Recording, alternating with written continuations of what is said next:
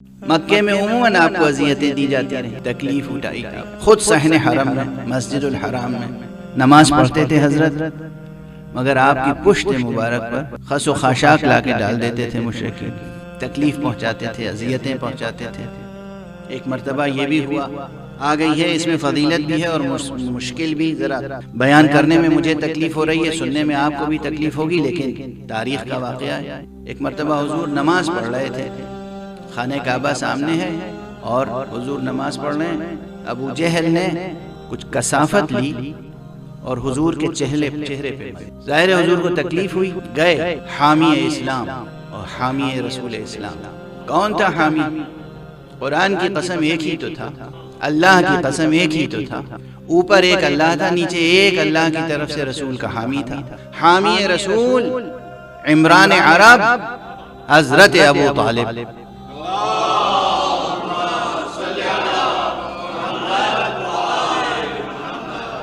گئے چچا، آپ یہ دیکھ رہے ہیں آپ کے ہوتے ہوئے آپ کے بھتیجے کی ایسی توہین۔ آپ نے بنی ہاشم کے تمام جوانوں کو بلایا اور مسجد الحرام میں تشریف لائے۔ جیسے دیکھا کہ حضرت ابو طالب تشریف لا رہے ہیں، سب نے چاہا کہ میدان سے فرار کر جائیں۔ آپ نے آواز دی کہ ایک شخص نے بھی اگر فرار کیا تو اس کے سر و گردن میں جدائی ہو جائے گی، جو جہاں ہے وہیں رہے۔ اس ایک آواز کے بعد مجال نہیں تھی کہ کوئی اٹھ کے چلا جاتا۔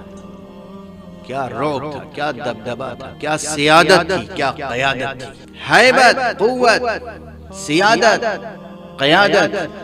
خزانے اور فوج کے ساتھ حکومت کرنا تو سب جانتے ہیں، بغیر خزانے اور بغیر فوج کے حکومت کرنے کی مثال قرۂ ارض پر قائم کی ہے تو ابو طالب نے۔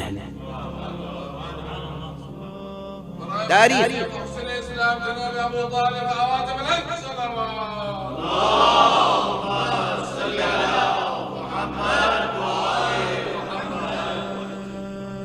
بغیر خزانے کے اور بغیر فوج کے حکومت کی ہے تو حضرت ابو طالب نے، رئیس مکہ۔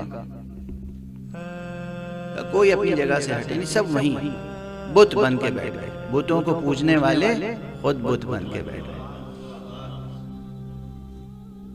اور اس کے بعد بنی ہاشم کے جوانوں سے کہا کہ یہ کثافت جو محمد کے چہرے پہ ملی تھی انہوں نے لاؤ اور سب کے چہروں پہ ملی، اور سب کے چہروں پر وہ کثافت ملی گئی اور کسی میں مجال نہ تھی جو مقاومت کرتا۔